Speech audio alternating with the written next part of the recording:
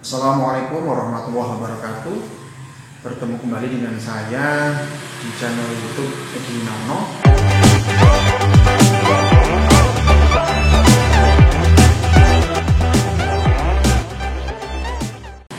Hari ini kita akan mencoba membahas bagaimana untuk menciptakan peluang jika kita ingin memiliki kegiatan bisnis atau usaha di tengah-tengah kita sudah bekerja di instansi atau di tempat lain.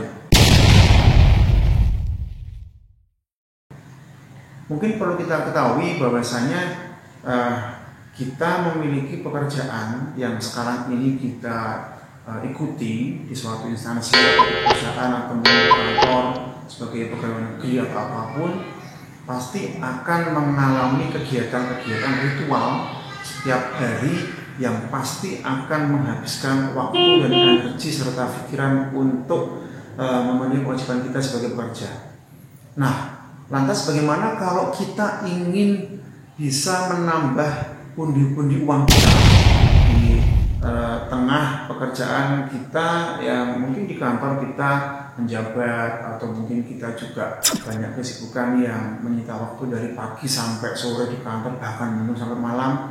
Nah, hari ini kita akan mencoba mengupas sedikit sharing dari pengalaman saya. Bisnis atau kegiatan usaha di luar pekerjaan utama kita itu memang tidak mudah dilaksanakan atau dilakukan oleh seluruh orang. Jadi memang passion di bisnis atau passion di wirausaha itu harus benar-benar muncul dari keinginan kita, ya, bahkan bisa juga muncul dari kondisi yang sedang memaksa kita untuk berpikir secara lebih progresif gitu ya, supaya kita bisa menghasilkan pundi-pundi dari tabungan atau mungkin pendapatan kita setiap bulannya. Saya hanya cuma bercerita pada kesempatan ini trik-trik apa yang mungkin bisa kita lakukan. Sekaligus saya juga akan menceritakan bagaimana pengalaman saya, meskipun hari ini saya belum dikatakan sebagai seorang pekerja dan wirausaha yang berhasil, tetapi paling tidak langkah-langkah yang sudah pernah saya lakukan itu sedikit banyak itu bisa saya rasakan hingga hari ini, ya, sebagai tambahan, sebagai pemasukan sekunder gitu ya, yang bisa menambah tabungan atau celengan dari keluarga saya. Tentunya ini based on my experience ya, yang selama ini saya memang sungguh sangat tertarik di bidang bisnis ya, di bidang wirausaha. Namun saya juga tetap bekerja di kantor atau di institusi saya. Mungkin tidak termasuk untuk menyombongkan diri ya, jadi saya hanya sedikit cerita ketika saya masih kuliah, dulu masih muda, belum nikah, itu juga memang ada keinginan untuk berpikir bagaimana nanti ke depan itu untuk bisa menjadi orang kaya. Itu cita-cita dan keinginan orang di seluruh dunia ya. Lantas waktu itu ketika saya masih kuliah, masih mengandalkan orang tua untuk membiayai kuliah saya, bagaimana saya harus mendapatkan uang tambahan bensin atau uang jajan, atau mungkin bisa untuk tambahan ketika saya harus jalan dengan teman-teman saya begitu ya. Itu pasti akan membutuhkan suatu energi, suatu ide yang saat itu saya mencoba berpikir bagaimana untuk menambah ya, paling tidak uang yang ada di dompet saya itu selalu ada untuk kebutuhan-kebutuhan tiap hari selama saya kuliah, dan kebetulan saya dulu kos ya, tinggal dengan teman-teman saya di kota di Semarang. Nah, waktu itu saya mencoba ya untuk yang pertama kalinya berpikir bagaimana dengan modal waktu itu kendaraan atau motor saya ya, yang saya gunakan untuk kuliah setiap hari. Itu saya berpikir bagaimana untuk saya gunakan untuk modal untuk membuat usaha. Nah, usaha apa waktu itu? Saya coba jual izin sama ibu saya waktu itu masih hidup ya, untuk menjual kendaraan saya, kendaraan butut saya waktu itu ya, dan saya tukar ya, saya belikan apa coba? Iya, 2 unit PlayStation dan 2 unit televisi.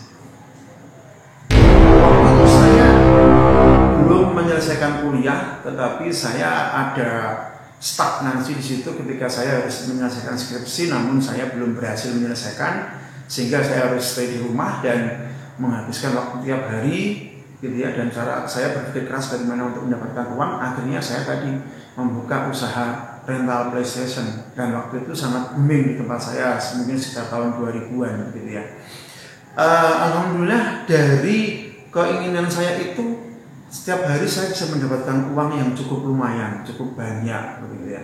Sehingga saya sempat melupakan kuliah saya, dan waktu itu justru dari orang tua saya berpikir, loh kamu ini gimana kok tidak lanjut kuliah? Ya ternyata waktu itu saya mengalami keasikan untuk mencari uang, yang mendapatkan tambahan uang saku, uang jajan saya dengan usaha rental PlayStation itu.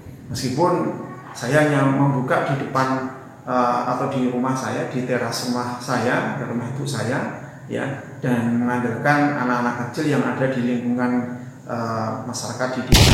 Meskipun ada perlawanan, mungkin juga waktu itu juga sangat sedikit mengganggu, tapi saya coba jalan terus karena itu adalah memotivasi saya untuk mencari tambahan dana waktu itu, dan saya harus survive untuk bisa menggapai keinginan saya untuk bisa menambah pundi-pundi uang saya. Nah, dari kegiatan selama saya kuliah tersebut, ternyata insting, ya, feeling saya dalam kegiatan bisnis atau usaha kecil-kecilan itu bisa berlangsung terus ketika saya sudah bekerja. Saya bekerja sebagai dosen, ya, waktu itu, dan alhamdulillah selama saya bekerja pun saya juga mencoba meluangkan waktu untuk berpikir keras bagaimana untuk mencoba melaksanakan atau melakukan kegiatan bisnis di samping kegiatan utama saya di kantor sebagai dosen. Lantas waktu itu saya sudah menikah, ya, kemudian banyak hal yang terpikir, mungkin tidak hanya saya, mungkin hampir semua orang berpikir bagaimana untuk mendapatkan tambahan uang, gitu ya, bisa duduk manis di rumah, ya, tanpa bekerja, istilahnya hanya ungkang-ungkang kaki tapi bisa menghasilkan banyak uang. Bagaimana resepnya? Ya, satu, waktu itu saya mencoba belajar membaca tentang buku-buku yang ditulis oleh para pejuang entrepreneurship yang ada di Indonesia. Yang pertama, jujur saya belajar itu dari bukunya Jaya Setiabudi. Kebetulan saya sedikit mengenal orang tersebut karena kakak kelas saya ketika saya sekolah, gitu ya. Dan keberhasilan dia dituangkan di dalam buku itu dengan judul The Power of Kepepet, dan itu sangat menginspirasi saya. Sehingga saya waktu itu juga yang kedua itu belajar membaca bukunya Purdi Chandra, pendiri Primagama, ya, cara gila jadi pengusaha, itu juga luar biasa. Dan yang ketiga saya juga baca tentang buku-buku, ya, juga ada Bob Sadino, ada Ipo Santoso dan lain-lain, yang semuanya dapat menginspirasi saya, sehingga saya benar-benar waktu itu terinspirasi betul bagaimana saya harus bisa menjadi orang kaya. Perjalanan karir saya sebagai dosen, waktu itu saya tahun 2007 itu mengambil studi lanjut S2 di Teknik Elektro UGM di Jakarta, lulus tahun 2009. Ketika saya melanjutkan studi S2 itu, ya, saya juga tahun 2008 saya sudah mulai merintis usaha kembali, ya. Kemudian saya melanjutkan tahun 2010 ketika saya sudah lulus S2, saya mulai melaksanakan apa yang tadi diajarkan, ya, oleh para master entrepreneurship di Indonesia seperti Jaya Setiabudi, Purdi Chandra, Ipo Santoso, dan juga Bob Sadino, ya. Dan puncaknya itu di tahun 2010 ketika saya dengan tanpa modal, yang tidak punya uang sama sekali, gitu ya. Saya baru lulus S2, gaji saya juga belum seberapa. Lalu saya mencoba untuk ingin banget punya usaha yang cukup bisa menghasilkan pendapatan yang luar biasa. Waktu itu saya ada sedikit salah arah, salah jalan. Saya belajar bagaimana menggunakan kartu kredit. Ya, saya diajari oleh seseorang ketika saya belajar ilmu dakon, gitu ya, ilmu mainan seperti dakon itu untuk memutar minimal tiga buah kartu kredit, ya, sehingga saya gunakan untuk modal.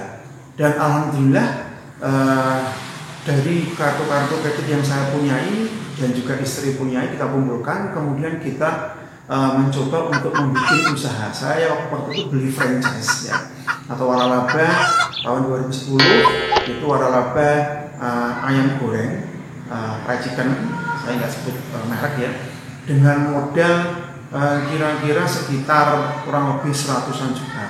Ya, saya waktu itu sudah punya mobil, ya, saya jual untuk modal itu, dan alhamdulillah saya bisa sewa ruko, ya, sewa ruko, beli peralatan franchise seperti itu, dan juga alhamdulillah bisa merekrut sampai 14 orang karyawan yang bekerja di restoran saya waktu itu.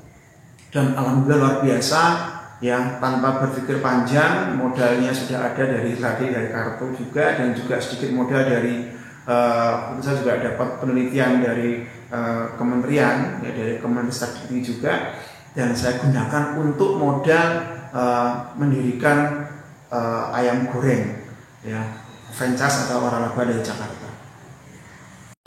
Alhamdulillah usaha franchise saya berjalan kurang lebih sekitar 8 bulan, di mana 3 bulan, 4 bulan, 5 bulan pertama itu sungguh luar biasa, ya, menurut saya, karena saya bisa menghidupi 14 orang karyawan saya, ya, dan bisa setiap hari menghasilkan alhamdulillah lumayan banyak konsumen atau pengunjung yang menjadi pembeli, ya, atau langganan di tempat saya. Tetapi lagi-lagi karena saya harus berputar otak, saya harus mengembalikan yang namanya bunga setiap bulan, ya, dari pertukaran tadi model dakon yang ada di semua kartu kredit yang saya miliki. Dan di bulan ke-8 ternyata banyak, ya, menjamur usaha-usaha yang sama di sekitar wilayah usaha saya. Dan di situ saya mulai mengalami kondisi yang luar biasa. Akhirnya di tahun 2011 awal, gitu ya, saya kolek, ya, dengan menutup semua usaha saya di situ, dan memecat atau menghentikan semua karyawan saya hingga tinggal 2 orang, dan akhirnya saya tutup semuanya. Saya jual alat-alat saya hanya laku 20 juta, dan itu jadi kerugian besar buat saya, dan saya kehilangan mobil, ya, dan masih harus menanggung utang waktu itu di beberapa kartu kredit saya dan istri saya.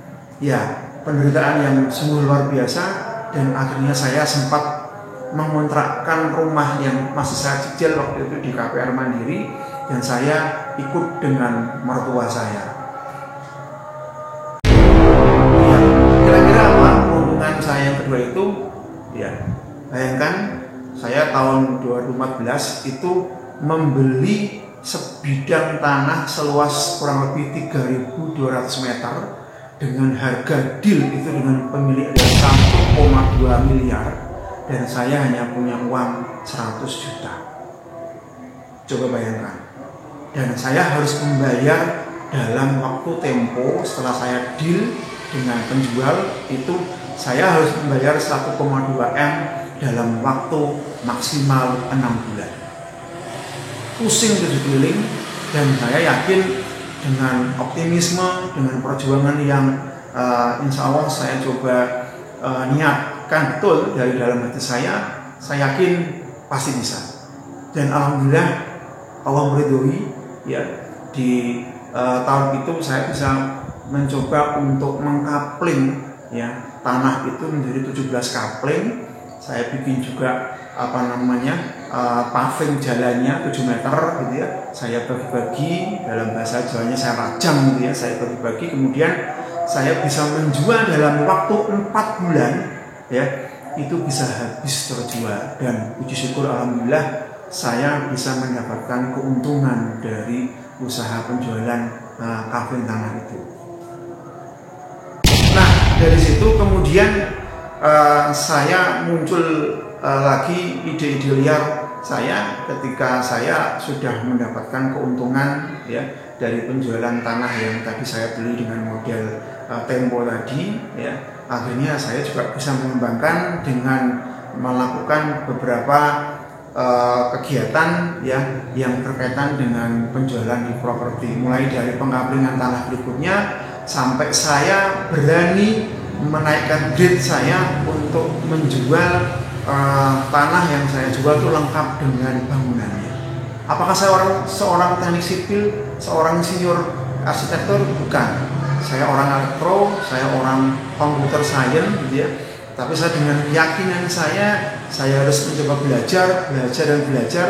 Alhamdulillah, ya, saya akhirnya bisa beberapa tahun terakhir ini saya meskipun itu sampingan saya di luar pekerjaan tetap sebagai dosen, tapi saya selalu meluangkan waktu saya untuk mencoba melakukan bisnis properti, dan alhamdulillah itu jalan sebagai side job saya. Meskipun saya hanya bangun sekitar 3-5 rumah setiap waktu, tapi alhamdulillah rezeki dari Allah, gitu ya, itu bisa membaikkan kembali perekonomian dari keluarga saya, dan saya bisa kembali bersemangat untuk bekerja dan juga melakukan sedikit kegiatan entrepreneurship atau bisnis di keluarga saya.